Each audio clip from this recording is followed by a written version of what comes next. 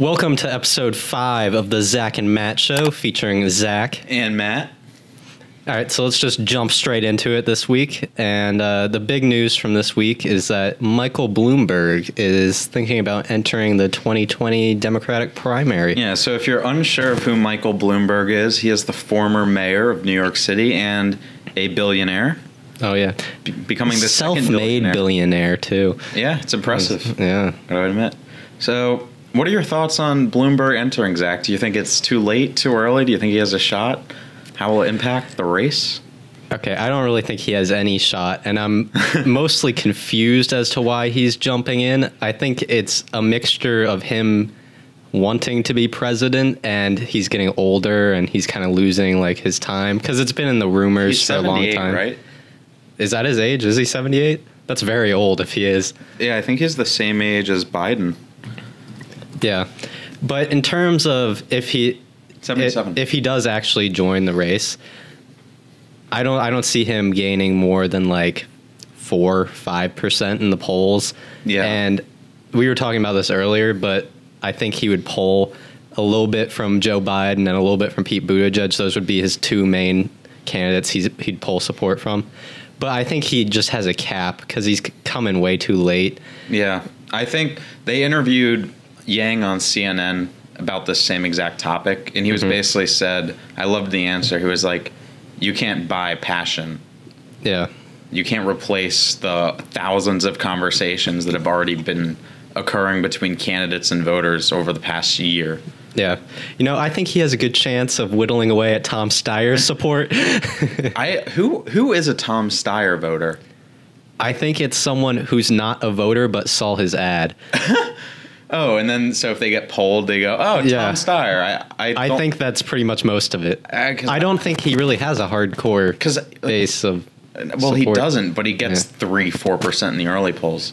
In terms of why Michael Bloomberg is running, basically, it seems like we talked about this last week in terms of like the Democrats are looking for some sort of savior to run.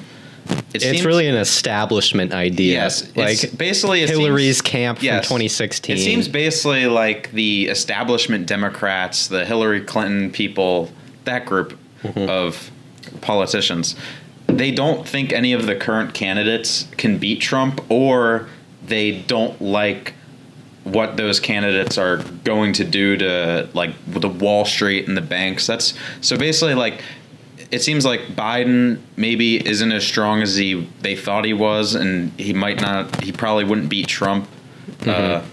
Warren and Bernie, they say they're too far to the left, and they're still concerned about Pete because he's new on the scene. And then they don't know how he'll work with minority and in the middle of the country. Pete's issue is Pete's done well with like white educated voters, but he polls with African Americans. I think one of the latest polls was only 1%. Yeah. And that's just not numbers that you can win a Democratic primary. Well, I think I just totally agree with you, and that I see him really maxing out at 5% support at most. I don't even know if he can get most. I think he'll start, if he actually does officially get in, he'll start at 1%. Yeah. And work his way up from there. I don't think him entering the race has really any impact on Andrew Yang. No, I think it actually has no impact on him at all. Like, I don't think he directly pulls supporters from him, and I don't think it hurts him in any way. If there's any Yang voters out there in the audience who are interested in Michael Bloomberg, comment down below and actually say why. That would be interesting to hear. Yeah. And Bloomberg hasn't really come out with like policies or like his platform or anything. No, you kind of just know it would be like similar to Biden. Yeah. Like a centrist It would be a centrist Democrat establishment. Who will be socially liberal but won't change much and keep everything humming. Right on. Yeah. But our boy Yang, he came in this week with that $1 million ad buy in Iowa. And let's play the ad if you haven't seen it. Boom, boom, boom. The son of immigrants who came here seeking the American dream, Andrew Yang. His parents taught him about hope and hard work, a leader in education. Andrew Yang, the founder of Venture for America, a nonprofit that helped create thousands of jobs. President Obama named Andrew a champion of change, and his ideas are a blueprint for a new way forward. An economy where big tech and Wall Street are held accountable. A healthcare system with Medicare for all that takes on drug companies to lower prices. A fight against climate change that confronts big polluters. We have to rewrite the rules of the 21st century so that they work for us. Andrew Yang, parent, patriot, not a politician. A new leader who understands that what's coming is the greatest economic transformation in history and who can lead us in the fight for the future that we want. For President Andrew Yang, a new way forward. I'm Andrew Yang, and I approve this message. So I personally thought this ad was a great start. I know there's some people on the internet who are saying that he should have focused more on universal basic income and his policies. But Yang here was really just trying to increase name recognition and get people to know who he is and trust him. Yeah, if you notice, they say Andrew Yang in the ad, like, I have no clue how many times, but they put his name on the screen as well. Mm-hmm. I feel like they're just trying to get people to go, who is this guy? There's a level of legitimacy to the ad too. Yes, that it will get people to take him seriously. Yes, I think because here's what I think in terms of why didn't he focus on UBI? He's going to focus on UBI. Mm-hmm. It is his main policy platform. It's what makes him different from everyone else. Yeah. On top of, I personally think a lot of other things. A lot of people see him as just the UBI guy. Mm-hmm. I disagree. I think they're wrong. But if you watch this ad and all you've ever heard, you have very, very little knowledge of Andrew Yang. All you've heard is he's like the Asian guy who wants to give every American $1,000 a month. But then you watch this on your TV, you hear this, you might go, okay, this guy actually is serious. My favorite line from the ad, parent, patriot, not a politician. Yeah. It so clearly shows that, like, why he's running, because he is a parent and he's a patriot, mm-hmm. and he doesn't want to see the country fall apart. And also playing that to that, this was a very good ad in showing that he has political experience and experience in the workplace, while also painting him as an outsider at the same time. Yeah, because it shows him working with Obama, and this ad's getting played all across Iowa for the next week. Mm-hmm. Iowa voted for Obama. The reason Trump won Iowa is because Obama voters flipped over to Trump. Yeah. So what that tells me is that those voters, they're just looking for an outsider candidate, mm-hmm. Everyone, they want someone who they think is going to have experience. Yeah, and like not just some random guy. I agree with you that it gives him a level of legitimacy that mm-hmm.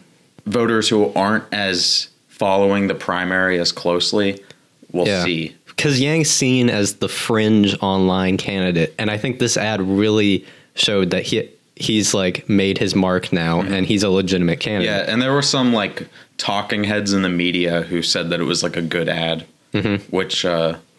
If the media thinks it's a good ad, I guess that's a good thing. I don't know.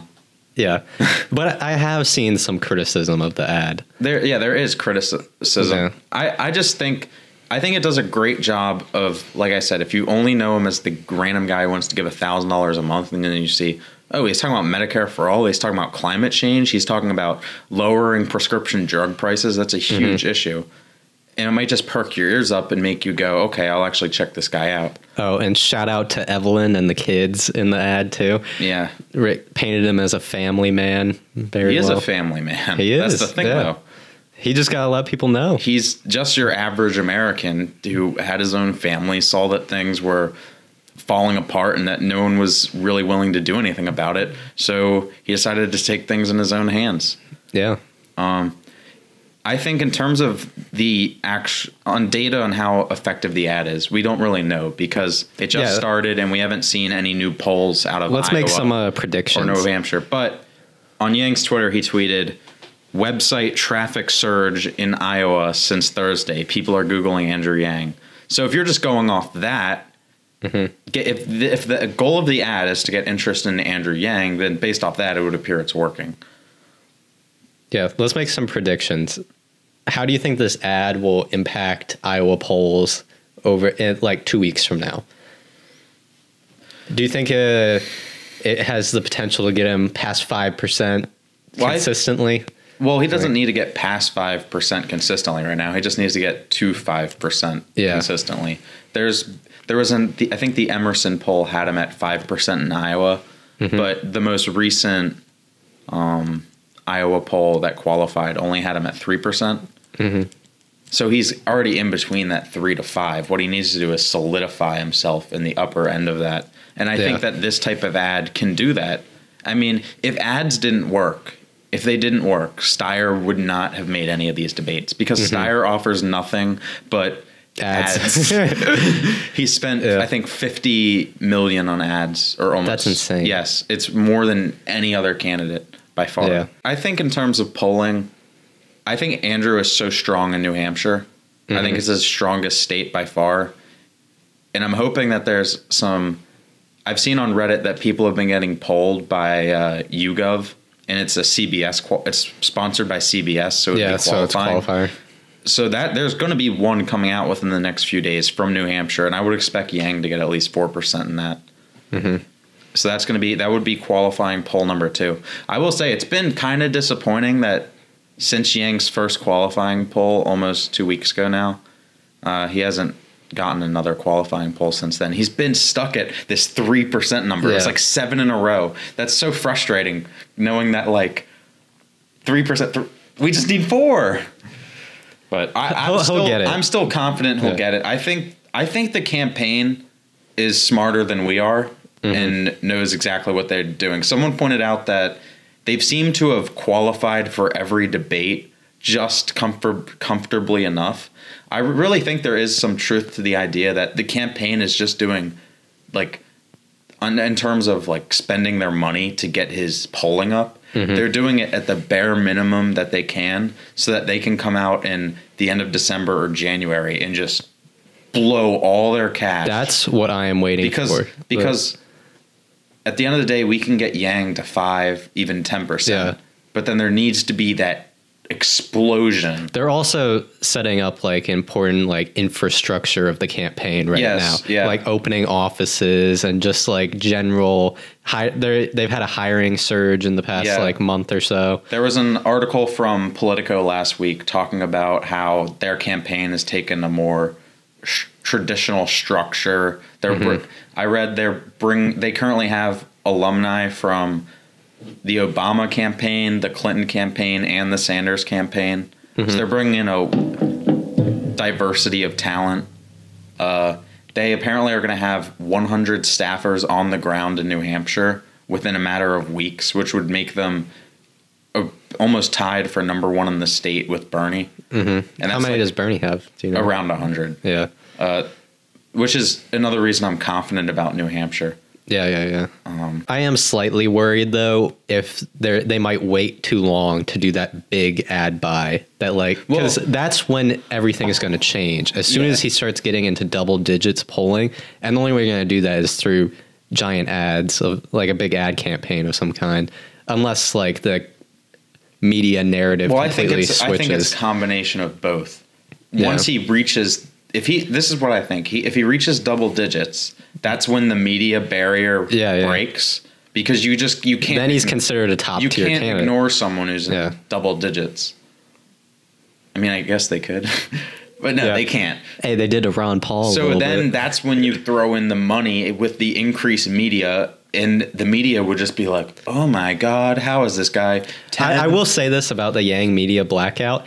I think a large amount of it is they just didn't necessarily take him seriously, and they didn't know what to do with him. So like, as he's making himself a more serious candidate, and you can tell by like whenever he's interviewed, and they're usually very warm and receptive to him, and they tend to like him, especially the interviews, and they'll outright say it a lot of the time. So I think as he solidifies himself as more of a top tier candidate, he's going to get okay press coverage. I don't see the media blackout continuing. Yeah, I do see he has been getting more press coverage. Yeah. Lately. He's had so many interviews and but I'm just talking about like just mentions on cable. Yeah. He was really low, and then last weekend after his Iowa speech, there was a huge spike on that Saturday and Sunday. There was one show on CNN, Ana Cabrera's weekend news show. She had 3 separate segments, like not all at the same time, like 3 different completely parts of the show where she played Andrew Yang saying, when we talk about impeaching Donald Trump, we're losing. And then she would just ask the guest, do you agree? And 3 separate times. Like, that's legit media coverage. Yeah. Can't beat that. So I think Yang has some positive things to look forward to. Yeah, there's a lot of, he's been saying that they have a lot on the horizon, like, that people are going to get excited about. And it's just whether it's endorsements or... He said there's a lot of celebrity endorsements just waiting in the wings right now. Tier 1 cultural influencers. Yeah. We actually happen to know the name of one of the people they're trying to get for Vegas or... Yang-a-Palooza round 2. Yeah, or it'd be either Vegas or maybe Atlanta. But that's top secret, so... Do you think okay, let's talk about it. Yeah. Without saying who it is. Do you think the hype would be worth it? Because it's garnered a lot of hype on Twitter. Okay, if it gets media coverage. It's if it got media coverage. If it just gets Yang Gang online hype, then it probably wasn't the worth Rivers it. Cuomo concert, it didn't get the hype from the media for just Rivers Cuomo being there. Now, Matt, we are going to this thing, and I'll have you know that Joe will be very jealous if the guest that it actually comes is the person. So basically what you're saying is your own roommate would be excited about this. Yeah, so, who is politically apathetic. Okay, so he might be able to find out about this. Okay, so that's a perfect example. Yeah. I do think that he would have appeal to people who... If this celebrity endorsement came out, I think... It will get Yang's name in front of people who otherwise wouldn't see it. Yeah, exactly. Yeah. Whereas this person, I think, is a lot more of an actual... Do you want to just say who it is? No. Oh, okay. We can't say who it is. It's like a secret. The reason you can't say who it is because it's supposed to be like a surprise. It's supposed to generate hype for the actual event. And plus, it could not happen. Yeah. Like, it's something that's... very fluid. They're debating whether or not they're going to. Yeah, there's a lot. There's things going on behind the scenes that you don't really know what's going to happen. Yeah, I like how we're just very vague talking around an idea right Let's now. Let's get over this so people don't get mad. Yeah. Okay. So Yang had his $1 million ad buy, and then Bernie Sanders came to show that Yang is not yet in the same league as him. With this $30 million ad buy across the 4 early states, and it's definitely like a slight reality check because I was very excited about this Yang $1 million ad buy. And Bernie, who has raised the most out of all the candidates, he just dropped a $30 million ad buy. Yeah, it puts Yang just out to the pasture, to be honest. Yeah. But I do have some thoughts. Okay.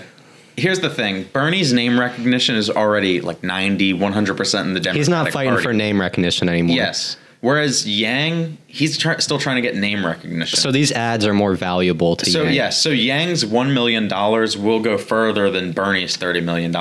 Everyone already knows who Bernie is. They know what he fights for. He's just trying to get people to come over to his side. Honestly, you know what this is? I think he's just trying to really increase his poll numbers in the first 4 states so that the media will once again consider him like a top 2 candidate. Yeah, the media will definitely pay attention to someone who drops a $30 million ad spot. Honestly, I think that's like Steyer level spending. I know. Bernie... Except with actual substance. I've said this before, but I still think of Bernie as the dark horse of this race, where he has so much left over from 2016 in support that he just was starting at a much higher base than everyone else. I disagree with you. I don't see him as a dark horse. I see him as a contender. Dark horse? Yang's the dark horse. All right. Bernie is... No, but people keep forgetting about Bernie. They keep counting him out. Yeah, but that's people who are just like in there. That's like the media circles. I don't think actual like working class voters on the ground. I know, but even us in the Yang community, I think we keep forgetting about Bernie. Well, I think more in the Yang community, there's kind of just this consensus that like trying to get Bernie supporters to come over to Yang just leads nowhere. Yeah.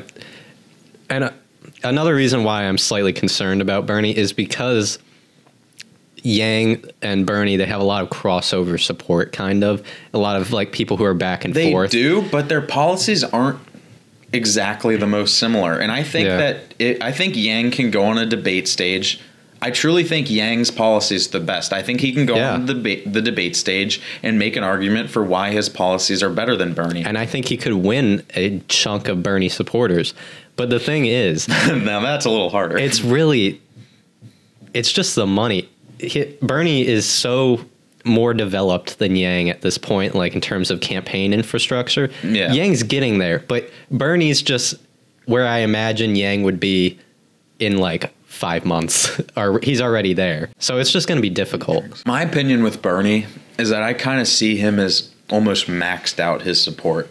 He doesn't have a ton of... Now, I do think he would be a serious contender to Trump. I think he would be a better candidate against Trump than Warren. I think he would be better than Biden. I actually think Bernie would be the best candidate to face Trump besides Yang.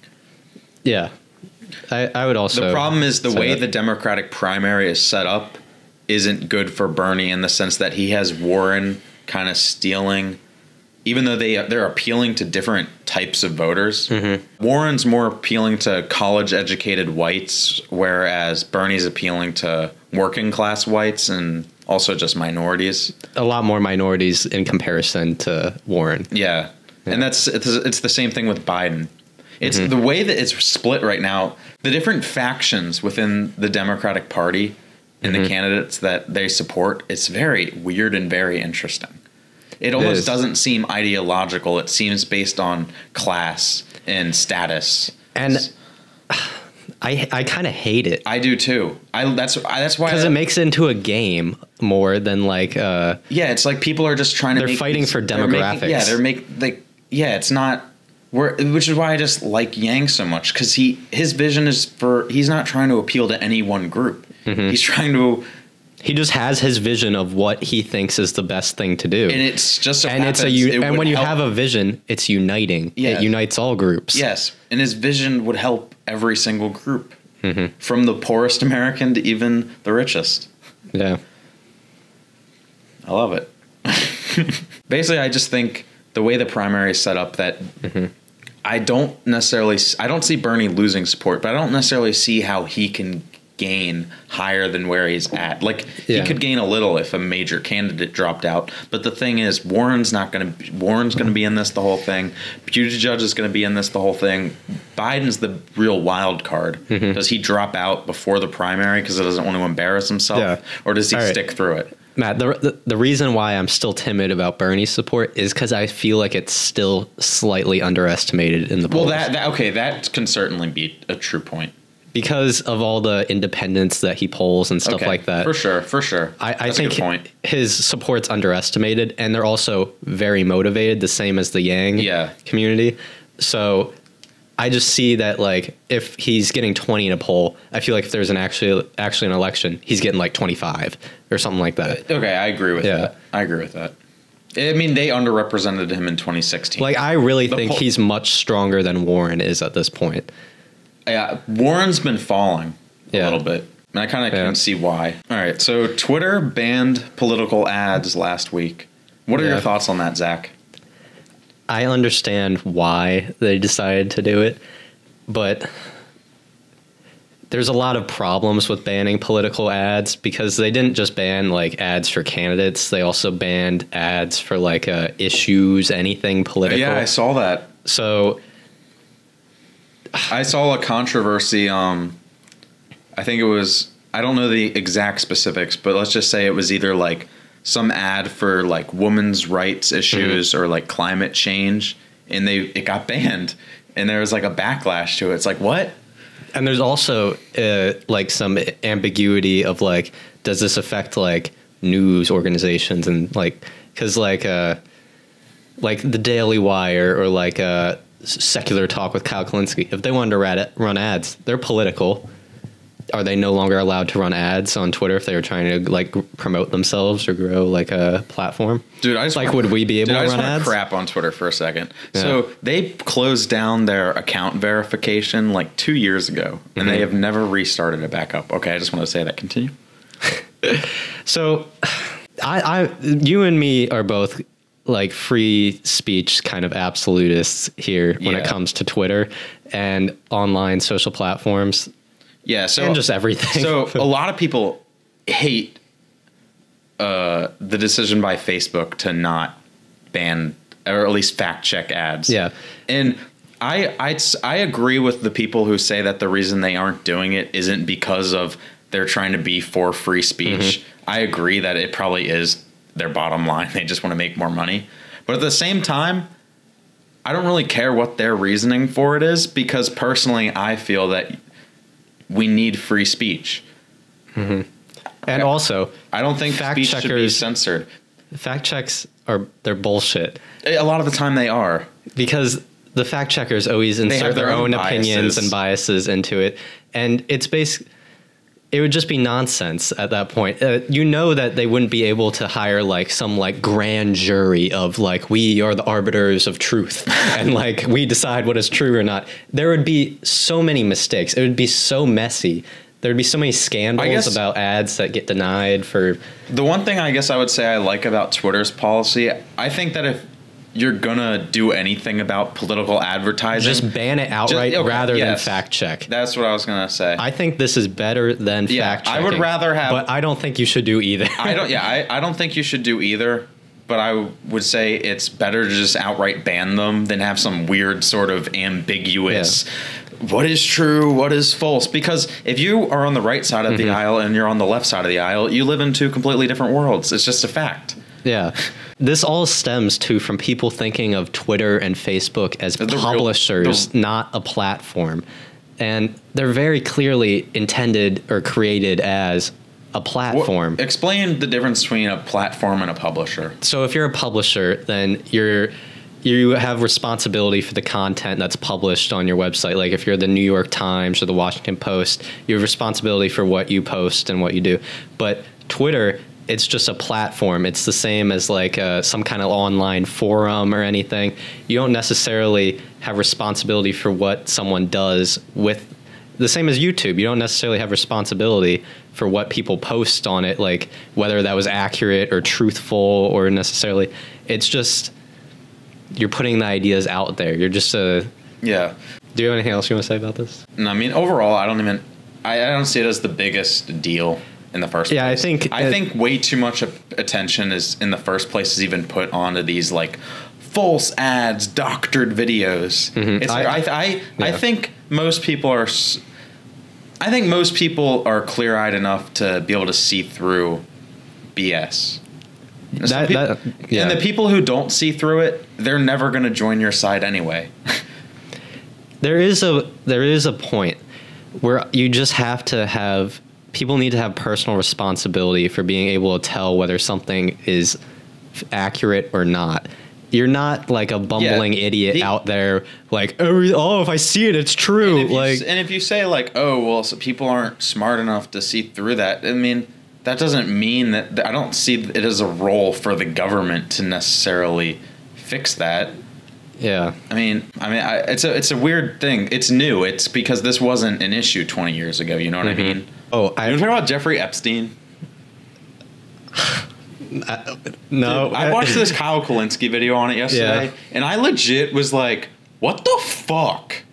Did you see that? ABC had the story like 3 years ago, and they just squashed it. What the fuck? How do you call yourself a fucking Oh, no, I was so pissed about it. I was like, what the fuck? I know, dude. There's fucking like the princes of fucking England, and you decided not to report on it because you want to interview the new prince? What type of fucking journalistic organization are you? That's my opinion on it. Like, fuck that shit. That's not... You're supposed to be fucking speaking for truth and And he was definitely murdered. I guess we're still recording, so I guess technically you could use this as a segment. I'm 100% putting that in. Oh, are you? Yeah. Fine, I'll just continue. Yeah. Like, you're supposed to be fucking speaking for truth and power, and you squash a story of fucking pedophiles, dude, all because you want to keep your access. Stand up for the goddamn people. You'd get way more access by standing up for the hundreds of million non-elitists who don't have their freaking mansions with Jeffrey Epstein. Do you think he got murdered? I don't read enough about it to know, but My grandfather told me something. He said he has a friend who used to be the actual state chief coroner, like the head coroner in the state of Delaware. And she had looked at thousands of suicide cases by hangings in her career. And she said that she didn't think he died by suicide. And I've seen other... And there's thousands of those stories. Yeah. As they've been coming out recently, I mean, I try to like, I'm not a conspiratorial person. That's not my inclination. I try to not, but in this scenario, I really think that there is something going on. And it's complete BS that ABC, is that the network it was? Like, wouldn't report. It just shows that there's something seriously wrong with our system when crap like that happens. It's the same thing with the Weinstein Do you want to story. explain that more? Because you kind of like jumped into it. There was a leaked recording or something of a reporter from ABC talking about how she had the Epstein story 3 years ago. One of the victims was saying that Prince Harry of England or the United Kingdom was involved in it. All right, I have a tweet from Matt Walsh. Okay. It says ABC had the Epstein story 3 years ago, but killed it to protect a serial rapist, pedophile, and sex trafficker. Then when the scandal was exposed, they tracked down a former staffer and had her fired, even though she wasn't the one who leaked it. Amazing work, ABC. And what's dumb about this whole situation, it's not getting talked about in the mainstream press. I am so surprised at that. This whole Jeffrey Epstein scandal, it was poised to be like the story of the century. And then as soon as he was murdered, never talked about it again. Which tells you that there's something effing going on. And I usually I'm not stopped. Part of those conspiracy theories. But I don't understand how an organization that is supposed to be for news journalism is able to... It's found out that they had a story 3 years ago on a guy that leads literally like pedophile rings. Like, that's not a... Like, this is like the shit Alex Jones talks about, and everyone's like, this guy's fucking crazy. It's like the Alex Jones shit, but it's actually real. Yeah, it's happening in real life. They killed the fucking story. Like, CNN is just impeachment, impeachment, impeachment. MSNBC is just like, impeachment Biden, I love Warren. Buttigieg. Ooh, Amy had a good debate. I wish we were doing this podcast when the Epstein stuff was happening. That would have been fun. I just remember waking up the morning that he committed suicide and just being like, oh my God, the conspiracy theorists are going to have a fun, grand old time. Dude, the worst part about it is now nobody's going to know. Yeah, it's bull. Yeah, but he was the only source really to like get more details on the whole situation and indict other people. And now he's just dead. Like, the story's dead in the water. How are they going to find out more? What if it's still going on? It's probably still happening. Are we going to put Epstein in the title since we talked about it? Sure. Dude, because that's going to get some clicks. That's like a clickbait strategy. Getting off of Epstein here, what do you think of the media last weekend? They were really starting to push Buttigieg as the next Obama. Yeah.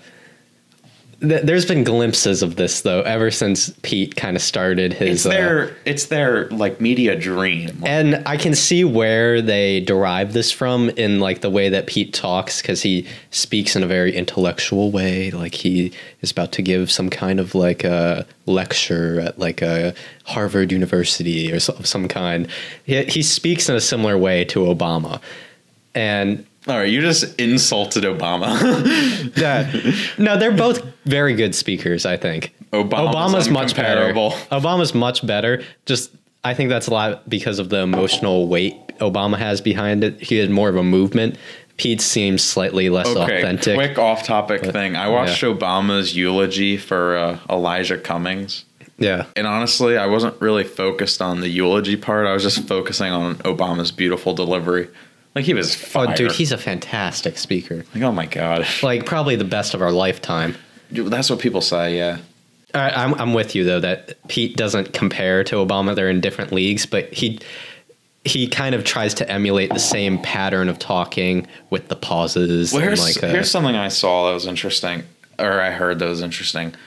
how many times has the media done this? Booker was supposed to be the next Obama. Kamala was going to be the female Obama. Who else besides? And now it's Buttigieg, but I'm sure they've had others. You know what I mean?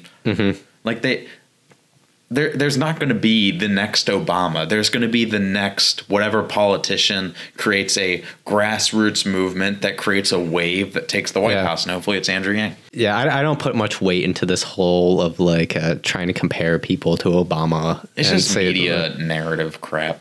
Yeah. All right. So if you don't already know, we were at the Virginia rally and fundraiser last Monday, but we have more exciting news. We're going to be in Las Vegas on November 17th for Yangapalooza version 2, as well as the big Nevada speech with all the Democrats. And I'm sure there'll be some other fun stuff going on. So we'll be doing what type of videos, Zach? We'll be doing some behind the scenes vlog type videos of us. We'll be interviewing people probably. We'll be recording his speeches like how we normally would. We could do a lot of interviews. Yeah. Like there's going to be a lot of Yang Gang there. Like, we could do like 50 interviews. Yeah. We'll have the time. We're getting there on the day before and we're leaving the day after. But like we'll be there for like over like 48 hours. Yeah. So I think we'll have a good time. Yeah. Like I'm probably not going to sleep, so I'll be up the whole 48. All right, I won't join you in that pursuit. Dude, bots don't sleep. Yeah, well, people didn't even think we were real for a while. Yeah, I know. Yeah. It just even means though our first like 10 videos had our faces in them. Yeah, it just means they're not fans of our channel. Yeah, if you don't like, go back. If you weren't part of the original 200, dude, I want to give a shout out to someone actually. I don't know if he'll be watching at this point in the podcast, but Free Space Lance, you have been watching our channel and commenting actively since the beginning, like since we had less than 100 subs. So we appreciate you and thank you so much for continuing to watch our channel. Shout out to our youngest fan in the Yang Gang at Aiden Nichols. He's our youngest fan. I believe he's 10 years old. And I just said shit, so that's not good. Yeah. You're going to have to bleep that out. Thank you so much for watching, Aiden. We really appreciate that you watch our channel. We hope that we make you at least somewhat interested in politics and to be civically active when you're older. Because I think it's important to try to participate in our democracy, even if you feel that your voice doesn't count, because it does. You just got to make it count. You got to make your voice heard. And I look forward to talking to you the next time we see each other in person. All right. Anything else we want to say about Vegas? If you see us there, come say hi. Don't be afraid. We're as nervous as you are.